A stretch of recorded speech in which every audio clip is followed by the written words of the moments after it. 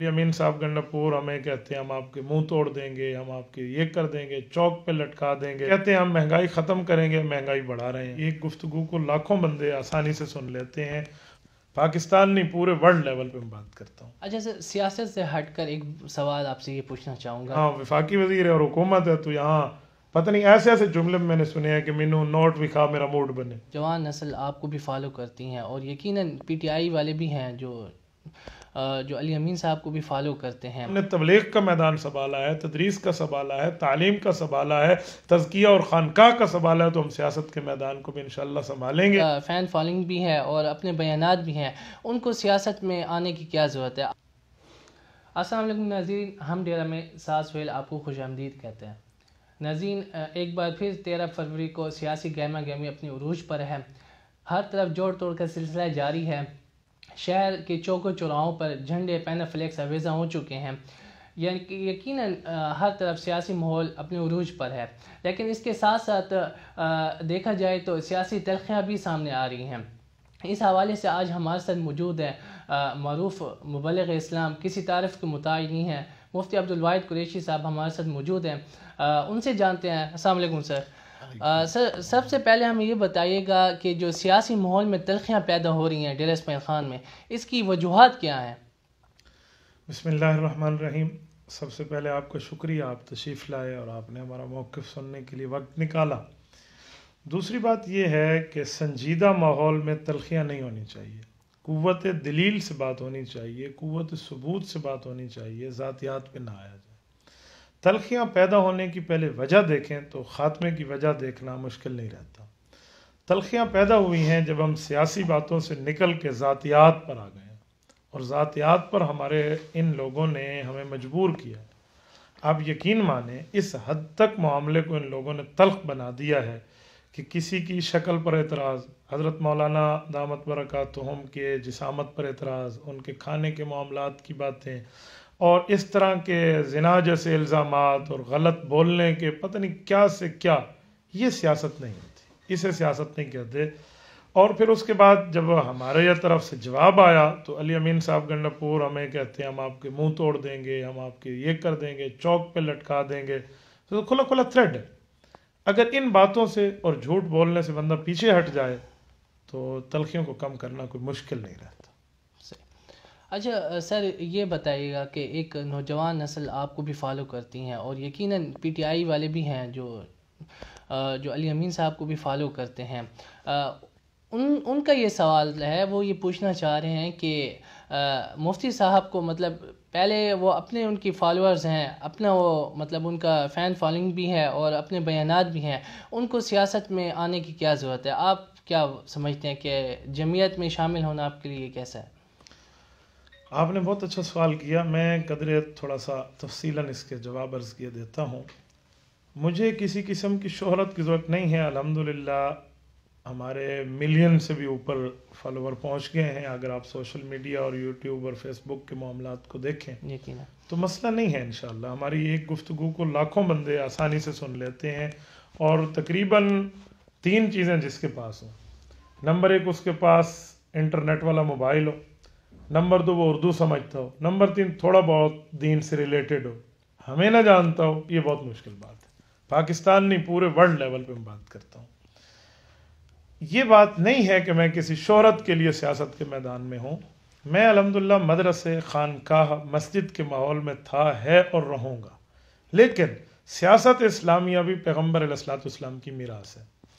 सही हदीस है, सही बुखारी जिल्द अव्वल किताबुल अंबिया, हज़रत अबू हुरैरा रज़ी अल्लाह तआला रावी हैं, रिसालत इमाम अलैहिस्सलाम ने फरमाया कि नबी दीन का काम भी करते हैं और दुनियावी सियासत भी फरमाते हैं। और सियासत में हुज़ूर पाक अलैहिस्सलाम ने फरमाया मैं आखिरी नबी हूँ, यानी मैं अंबिया में आखिरी सियासतदान हूँ। मेरे बाद मेरे नायबीन आएंगे, मेरे वरासा आएंगे और वो इस काम को लेकर चलेंगे। तो आलम जहाँ मुसल्ले का वारिस है, जहाँ मिंबर का वारिस है, जहाँ वो खुतबात का वारिस है, तो वहाँ वो सियासत का वारिस भी है। वो दीन समझेगा तो दीन को आगे फैलाएगा।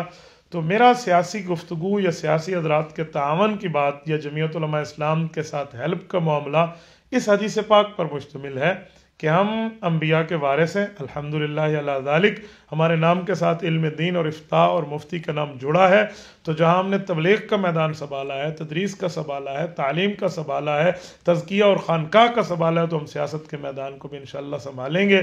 اور علماء حق اگر سیاست کے میدان سے ہٹ گئے تو سیاست اسی لیے بدنام ہوئی ہے، اس کا ماحول گندلا ہوا ہے، جب تک علماء اس میں رہیں گے انشاءاللہ تعالی یہ گندلا پن نہیں آئے گا۔ اچھا سر، سیاست سے ہٹ کر ایک سوال آپ سے یہ پوچھنا چاہوں گا کہ ڈیرہ اسماعیل خان میں یقیناً 3 پارٹیاں جو ہیں، پیپل پارٹیز ہیں اور پی ٹی آئی ہے اور جمعیت علماء اسلام ہے، یہ 3 پارٹیاں مضبوط لگ رہی ہیں۔ آپ کو ماحول دیکھ کر کیا لگ رہا ہے کہ اس بار جو ہے کون سی پارٹی زیادہ مضبوط ہے؟ پارٹی تو وہی مضبوط ہے جس کے ساتھ عوامی قوت ہے۔ پیپلز پارٹی کے لیے عوام ایک بات جانتے ہیں کہ پیپلز پارٹی موجودہ دور میں نہ مکمل اپوزیشن میں ہے نہ مکمل حکومت میں ہے، اور جو اپوزیشن کی پارٹیاں جہاں ٹھہرتی ہیں پیپلز پارٹی ایک الگ موقف رکھ کے ٹھہرتی ہے، اسی لیے اس کو اپوزیشن مکمل نہیں سمجھا جا رہا۔ اور جہاں تک پی ٹی آئی کا تعلق ہے، پی ٹی آئی کے معاملات کے چہرے ایک نہیں ہیں، پی ٹی آئی کے کئی طرح کے معاملات کے چہرے ہیں۔ یہ کہتے ہیں ہم مہنگائی ختم کریں گے، مہنگائی بڑھا رہے ہیں۔ پی ٹی آئی کا موقف یہ شروع میں رہا ہے کہ جب ملک میں بجلی بڑھ جائے، گیس بڑھ جائے، پیٹرول کی قیمتیں بڑھ جائے تو وزیر اعظم چور ہے۔ تو آج ہم پوچھتے ہیں پھر آج کون چور ہے، حالانکہ وزیر اعظم آپ ہی کا بندہ ہے۔ تو اس طرح ان کی کئی معاملات ہیں، اور پھر ان کی بات ایک نہیں رہتی۔ یہ کہتے ہیں اصل لیڈر وہ ہے جو یو ٹرن لے، تو یہ آج فیصلہ کرتے ہیں کل گھوم جائیں، تو عوام اس سے بھی پریشان ہے۔ بندہ جب ووٹ ڈالے گا وہ سمجھے گا کہ 64 روپے والا پیٹرول لیٹر اب 150 میں مجھے مل رہا ہے، تو کچھ سوچے گا۔ جہاں تک جمعیت علماء اسلام کا مسئلہ ہے، جمعیت علماء اسلام اور اس کو قیادت اللہ نے ایسی اجلی دی ہے کہ آج تک ان حضرات نے جو موقف قائم کیا ہے، دلائل کے ساتھ قائم کیا ہے، اور پھر اس سے عوامی پذیرائی ملی ہے۔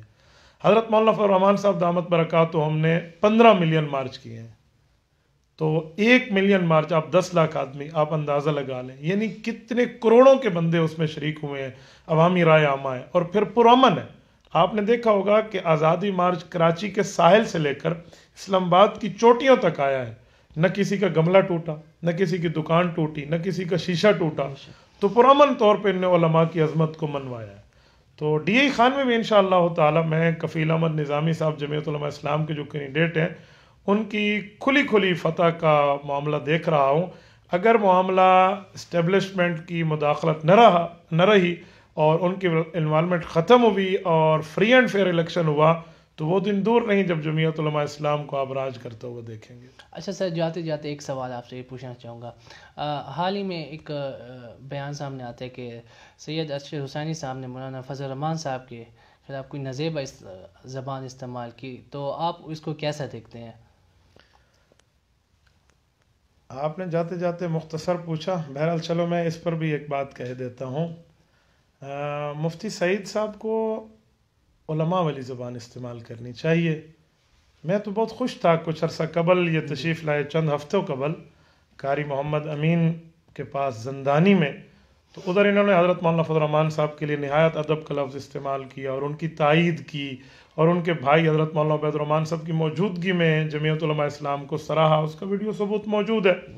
تو ہمیں خوشی ہوئی کہ ایک عالم دین علماء کے ساتھ اور سنجیدہ الفاظ میں، اور اب جب پانسا پلٹا ہے اور وہ علی امین گنڈاپور صاحب اور پی ٹی آئی کے لیے، ٹھیک ہے سیاسی موقف ہے وہ رکھیں، مجھے اس سے اختلاف نہیں ہے، لیکن بندے کو سنجیدہ زبان استعمال کی، انہوں نے انتہائی گھٹیا لفظ استعمال کیا ہے جس کو آپ اور میں سنجیدہ محفل میں ڈسکس نہیں کر سکتے۔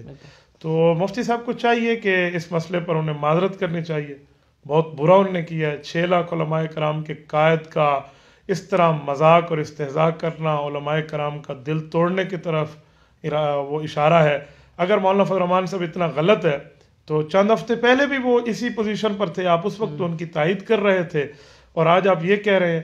اسی وجہ سے چند لوگ انہیں پھر مذہبی گلوکار کے نام سے یاد کر رہے ہیں۔ تو آپ مجھے بتائیں، ایک عالم دین اپنا ویلیو خود خراب کر رہا ہے، اپنی حیثیت خود خراب کر رہا ہے، تو ایسا تو نہیں ہونا چاہیے۔ اب دنیا میں آپ نے دیکھا ہوگا لوگوں کے آواز ہے کہ قاری امین غریب آدمی تھا، اس نے پیسے کم دیے ہیں تو تائید کر دی، اور یہاں لوگ بڑے امیر تھے اور یہاں وفاقی وزیر ہے اور حکومت ہے، تو یہاں پتہ نہیں ایسے جملے میں نے سنے ہیں کہ مینو نوٹ وکھا میرا موڈ بنے۔ تو ایسی بات نہیں ہے، ایسا نہیں کرنا چاہیے۔ اللہ کی آنکھیں بڑی ہیں، ہم نے نہیں دیکھا کہ انہوں نے پیسے لے کر موقف بدلا ہے، یہ میں عوامی باتیں کر رہا ہوں۔